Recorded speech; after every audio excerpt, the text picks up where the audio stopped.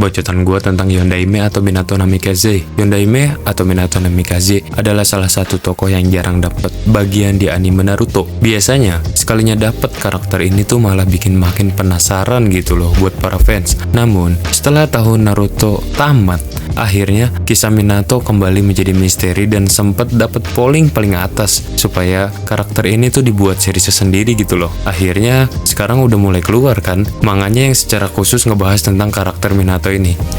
Sebelum lanjut kayak biasa nih, jangan lupa klik like dan subscribe serta bagikan pendapat mengenai video pembahasan kali ini. Lebih tepatnya sih ke video bacotan gua nih, Imin 1 yang gua buat kali ini. Gua admin 1 yang masih belum bisa move on sama mantan gua. Aduh, malu banget gua. Bahkan sempet sakit nih beberapa hari yang lalu karena gamon, makanya Mimin belum sempet bisa update video tentang Naruto atau tentang apapun itu. Mimin sakit kemarin. Oke, mari kita lanjut. Sebelum lanjut, sekali lagi nih Mimin ingetin, jangan lupa untuk klik like, komen, dan subscribe. Oke.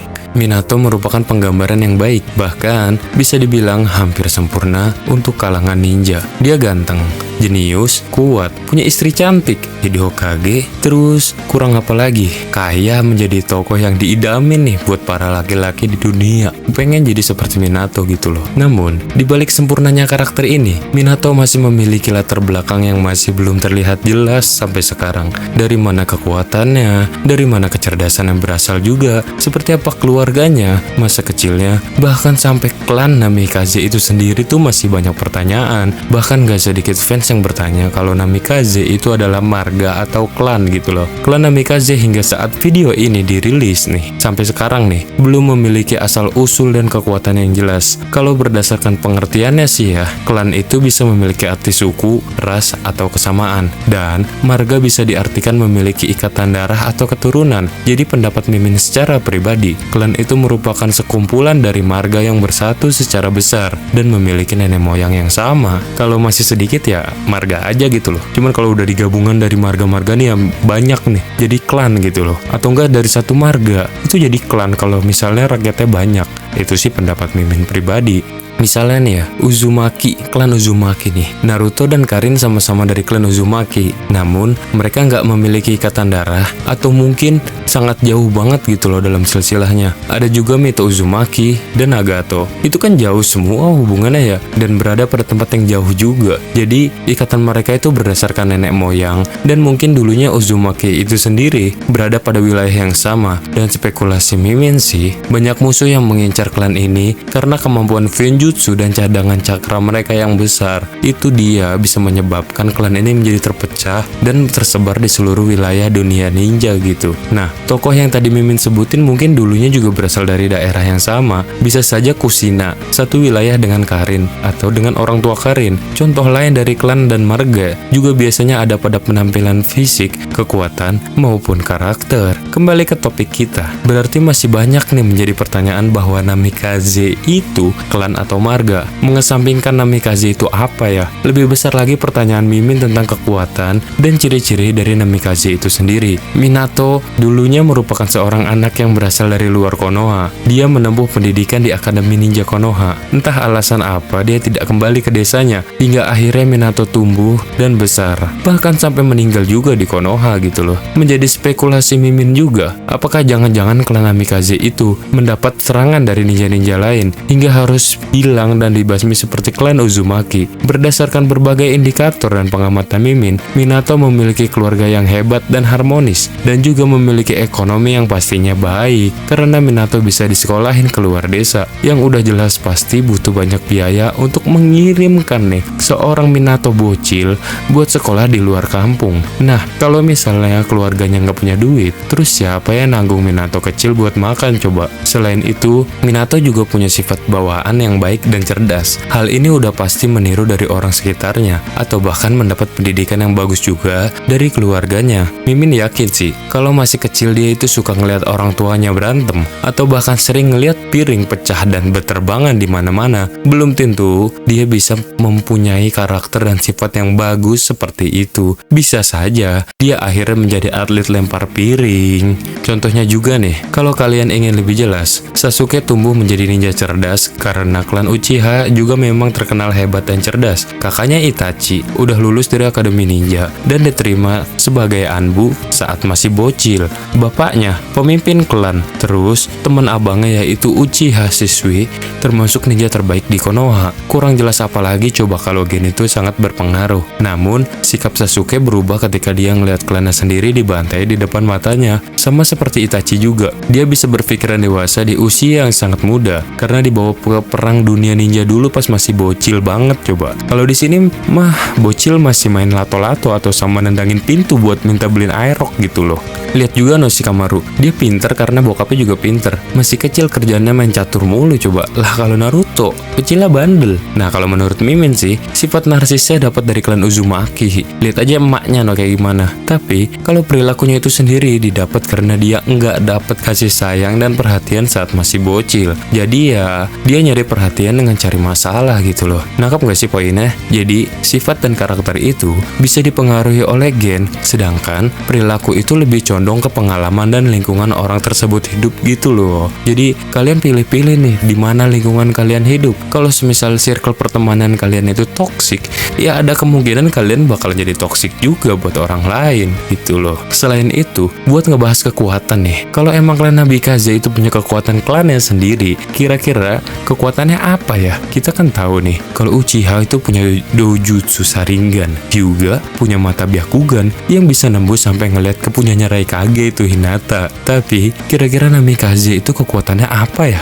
Apa jangan-jangan keluarga ini adalah pengusaha kaya dan akademisi gitu loh? Karena ngeliat perawakan Minato yang kecil itu tuh pas masih bocil, maksudnya Minato itu bersih, ganteng, terawat, dan cerdas juga kayak anak-anak orang kaya komplek gitu loh. Kita juga tahu kan kalau misal jurus-jurus yang dipakai Minato itu terinspirasi dan dipelajari selama dia jadi ninja di Konoha. Sebut aja misalnya jurus Hiraishin, itu kan jurus Tobirama no Jutsu anjir, bukannya jurus dia murni gitu loh. Terus Rasengan, dia itu juga ngelihat dari dan cara nyempurnain gara-gara ngeliat Bijudama. Terus Shikifujin, itu punya Uzumaki anjir, itu kan Finjutsunya Uzumaki. Tapi kalau ciri khas klan ini emang cuman pinter, Hiruzen juga pinter anjir, sampai dia itu dijulukin sebagai seorang profesor. Fiksi ini mah kayaknya emang ciri-ciri kelas klan ini tuh Namikaze itu adalah kaya anjir, kekayaan. Soalnya kalau pinter doang juga ya, Orochimaru sang psikopat juga kurang jenius apa coba. Terus Itachi nih yang filosofis banget, itu dari zaman bocil banyak ninja yang kalau cuma soal kecerdasan tuh masih kalah sama Itachi gitu loh. Jadi kalau menurut Mimin sih, salah satu kekuatan Namikaze ini bukan kejeniusan, tapi emang kecerdasan dan tindakan yang Minato ambil itu nggak bisa kita pandang sebelah mata. Dia bisa ngebaca dan menganalisa musuh dalam waktu yang cepat hingga bisa membuat musuh kerepotan coba loh. Apalagi setelah dia menguasai teknik Hiraishin. Beuh, musuh mana yang nggak ketar-ketir kalau ngelihat kunainya udah dilempar. Bisa sat anjrit fast hand. Kalah kali Lancelot sangsing. Minato juga selalu meminimalisir resiko kehancuran. Bahkan demi menghindari kerusakan yang parah akibat dibuat oleh Kurama tuh si Musang kurang ajar, dia sampai rela ngorbanin nyawanya buat nyegel tuh Musang ke dalam perut anaknya cuy. Semakin dewasa, Minato juga semakin berkembang dengan memiliki murid yang hebat pula. Dia menjadi guru dari tim 7 dan memiliki murid juga yang jago-jago. Bahkan bikin dunia Naruto ini gonjang-ganjing cuy. Lalu tau lah pemeran karakter utama yang bikin perang dunia keempat itu siapa? Murid-muridnya kan Kakashi, Obito, dan Rin. Selain itu, keahlian Minato kan juga dalam memimpin juga udah gak usah diraguin gitu loh. Sehingga dipilih oleh Hiruzen untuk buat gantiin dia sebagai Hokage. Nah, hal ini dilandasi atas dasar pengalaman bertarung dan kecerdasannya dalam menganalisa dan membuat strategi. Padahal nih ya, saat Hiruzen membuat pertimbangan tentang siapa yang bakalan jadi Hokage keempat, ada beberapa kandidat yang juga nggak kalah hebat coy. Misalnya Jiraiya, Fugaku Uchiha, bahkan si Tante Orochimaru tuh tadinya juga pengen jadiin Hokage. Namun, ada beberapa hal yang dipertimbangin menurut Hiruzen nih, sehingga Minato tuh yang jadinya dipilih buat gantiin dia sebagai Hokage keempat. Kan Hiruzen Hokage ketiga. Nah, sisi hebatnya lagi selain itu adalah yang Minato punya. Minato bisa menaklukkan hati seorang Kushina, dimana kita tahu tuh Kushina punya emosi yang suka meledak-ledak dan dia tuh suka nampol orang anjir, tiba-tiba nggak jelas banget bocah prik. Dengan kesabaran dan kecintaannya, kita bisa belajar untuk menghadapi sikap wanita yang kita cintai. Duh, jadi inget mantan kan lagi Mimin, gara-gara yang ngeliat kisah cinta Minato dan Kushina. Minato juga memiliki idealis bahwa dia menjadi Hokage itu buat memimpin, bukan buat nguasain. Maka dari itu, ia tuh disukain dan dicintain oleh warga Konoha. Itulah beberapa bacotan Mimin mungkin tentang Hokage ganteng ini. Kesimpulannya, Minato itu adalah merupakan sosok ideal bagi para laki-laki. Selain tampan dan juga cerdas, dia juga punya istri cantik, kaya, jadi Hokage alias pemimpin desa. Dia tuh menjadi sosok yang pengen banget nih orang pengen jadi kayak dia nih. Nah, Mimin sejauh ini belum mendapatkan informasi tentang rasa sakit apa yang pernah dialami Minato atau dark side dari Minato lah. Kayak misalnya kan, apa yang ngebuat Itachi jadi filosofis itu karena Itachi pernah ngeliat betapa jeleknya perang dunia. Apa yang membuat Sasuke menjadi melawan kepada Konoha karena dia punya dendam tersendiri dan akhirnya dia tobat gara-gara tahu realitanya. Nah, kalau Minato ini sendiri, Mimin belum dapat informasi bagaimana dan apa yang membuat dia berpikiran seidealis dan sehebat itulah pokoknya. Mungkin nanti kalau Mimin dapat informasi lagi, Mimin bakalan update pembahasan ini tentang Minato. Nah, cukup sekian dulu pembahasan dari Mimin mengenai Minato Namikaze. Lebih tepatnya cuma ngebacot sih. Doakan Mimin supaya cepat move on dari mantan Mimin. Mimin kemarin gak sengaja tiba-tiba ngeliat fotonya dia dan aduh, Mimin tiba-tiba gamon lagi. Dan semoga Mimin gak sakit lagi. Selama beberapa hari kemarin Mimin tuh sempat sakit, bahkan sampai gak bisa tidur dan udah parah deh sakitnya karena mengingat kisah cinta yang Mimin alamin. Dan semoga ya kalian gak ngalamin apa yang Mimin alamin ini. Cukup sekian dan terima kasih. Jangan lupa klik like, komen, dan subscribe, dan love you all. Jangan lupa yang kalau ada yang mau traktir, hehehehehehe.